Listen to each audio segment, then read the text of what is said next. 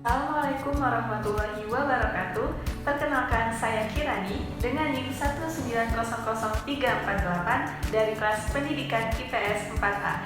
Dan di sini saya akan menjelaskan salah satu metode pembelajaran, yaitu simulasi, untuk memenuhi salah satu tugas mata kuliah strategi pembelajaran dengan dosen pengampu Profesor Nana Supriyatna MED dan Ibu Mina Fadilah MPD. Berikut video penjelasannya. Nah, yang pertama kita masuk ke pengertian metode simulasi.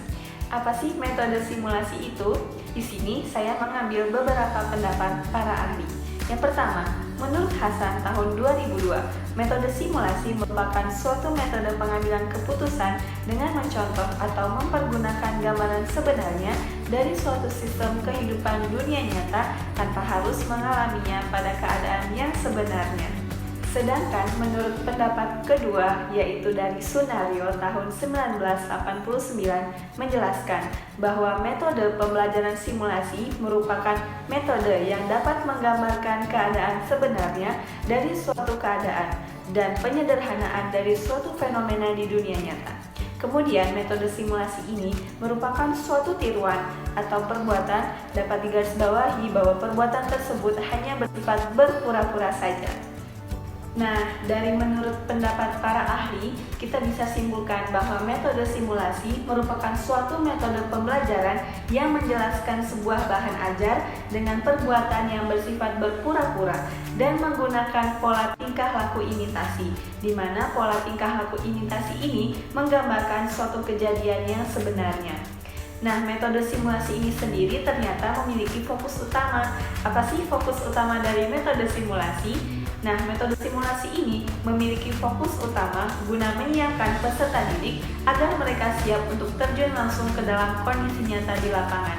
Sehingga nantinya ketika mereka terjun langsung ke lapangan, mereka diharapkan sudah memiliki kemampuan atau bekal yang cukup agar tidak kaget dan mereka bisa menjadi siswa yang cerdas, aktif, dan sigap dalam menghadapi permasalahan yang terjadi di sekitar masyarakatnya. Setelah membahas pengertian dari metode pembelajaran simulasi, sekarang saya akan membahas tujuan dari metode pembelajaran simulasi.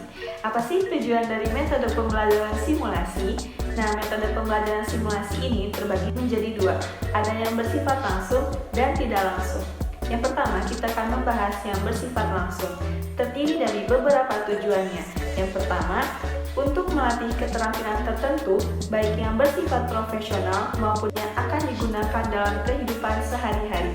Yang kedua, untuk memperoleh pemahaman tentang suatu konsep atau prinsip. Dan yang ketiga, untuk melatih memecahkan masalah.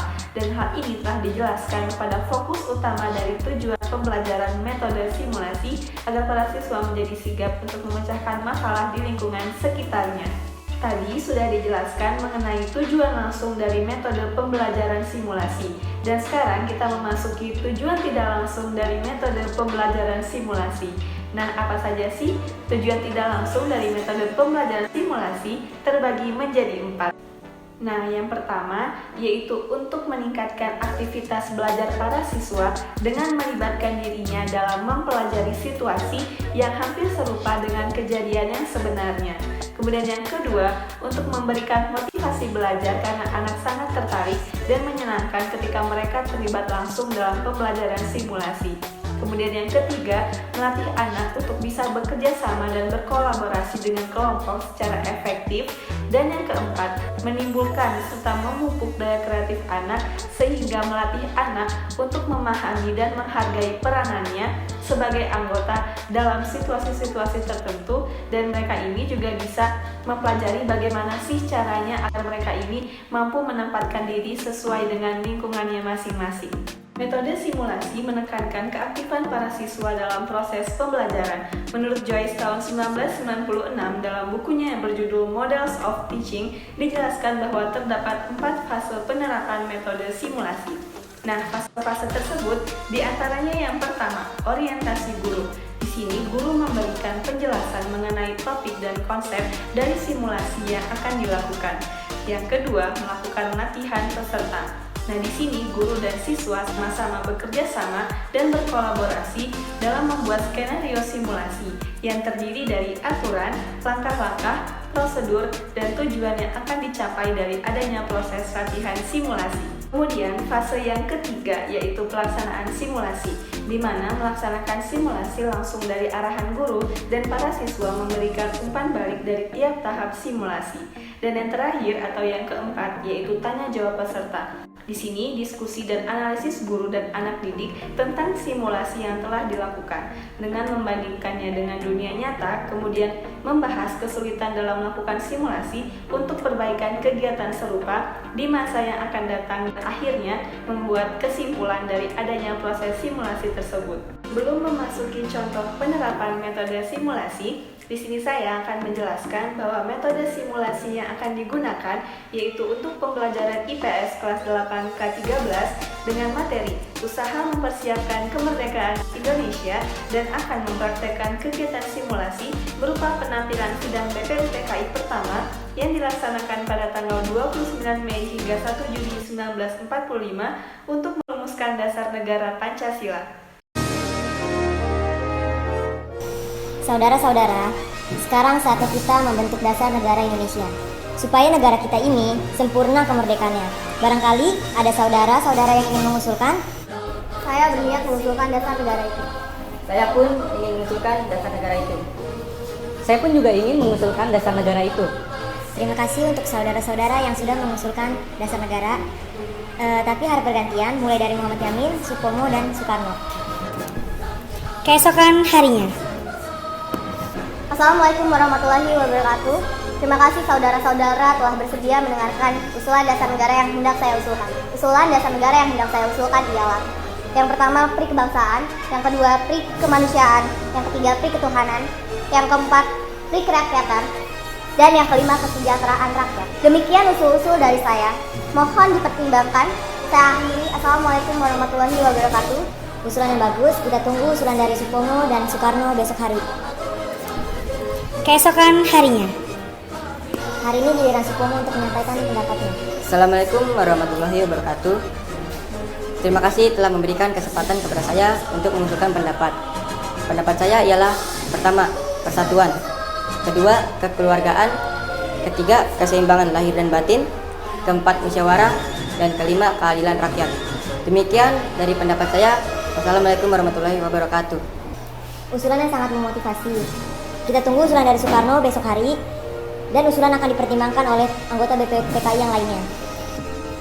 Keesokan harinya, giliran Soekarno menyampaikan pendapatnya.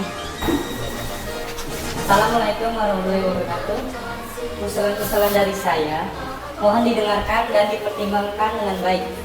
Yang pertama, kebangsaan Indonesia; 2, PRI kemanusiaan; 3, mufakat; 4, kesejahteraan sosial; 5, ketuhanan dengan kewajiban menjalankan syariat-syariat Islam bagi pemeluk-pemeluknya. Saudara-saudara, dasar-dasar negara telah saya usulkan 5 bilangannya. Inikah Pancadharma? Bukan. Nama Pancadharma tidak tepat di sini. Dharma berarti kewajiban, sedangkan kita membicarakan dasar. Rukun Islam 5 jumlahnya. Jari kita 5 setangan. Kita mempunyai panca indera 5, apalagi yang 5 bilangannya.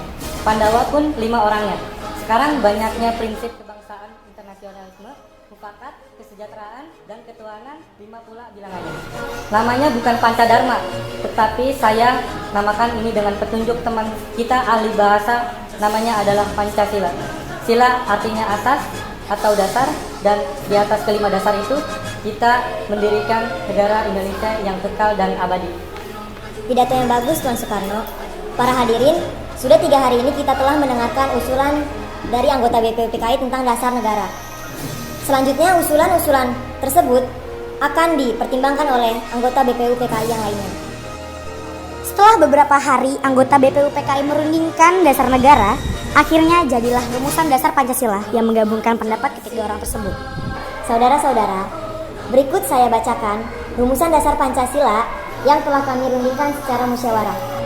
1. Ketuhanan dengan kewajiban melaksanakan syariat-syariat Islam bagi para pemeluk-pemeluknya. Yang kedua, menurut dasar kemanusiaan yang adil dan beradab. Yang ketiga, persatuan Indonesia. Keempat, kerakyatan yang dipimpin oleh hikmat kebijaksanaan dalam permusyawaratan perwakilan. Dan yang terakhir, keadilan sosial bagi seluruh rakyat Indonesia. Demikian hasil permusyawaratan kami. Siapa yang hendak mengusulkan atau memberi usul mengenai ini? Saya. Menurut saya, sila pertama yang berbunyi, ketuhanan dengan kewajiban melaksanakan syariat Islam bagi pemeluknya sebaiknya diganti karena dapat menuai permusuhan di antara yang non-muslim dengan yang muslim. Iya, benar sekali. Diganti dengan apa? Menurut saya, sebaiknya diganti dengan ketuhanan yang Maha Esa. Karena Tuhan kita hanya satu, yaitu Allah Subhanahu wa taala. Ya, terima kasih Tuan Hatta. Dengan ini berarti semua anggota sudah sepakat dan Pancasila akan diresmikan pada tanggal 1 Juni 1945. Pancasila pun berhasil mencapai kesepakatan dalam isinya. Nah, hal ini membuktikan bahwa meskipun kita berbeda, tetapi tetap satu. Berdekalah Indonesia untuk selama-lamanya. Setelah melihat salah satu contoh penerapan metode simulasi, bisa dilihat bahwa dengan adanya proses simulasi sidang BPUPKI yang pertama, para siswa mampu mengetahui bagaimana proses perumusan dasar negara dan hasilnya yang bisa menumbuhkan semangat persatuan dan kesatuan sesuai dengan nilai-nilai Pancasila, agar para siswa juga mampu menjaga dasar negara Pancasila dalam kehidupan berbangsa dan bernegara. Sekian video pembahasan dari saya mengenai metode pembelajaran simulasi. Semoga video ini bermanfaat dan mohon maaf apabila ada kesalahan. Assalamualaikum warahmatullahi wabarakatuh.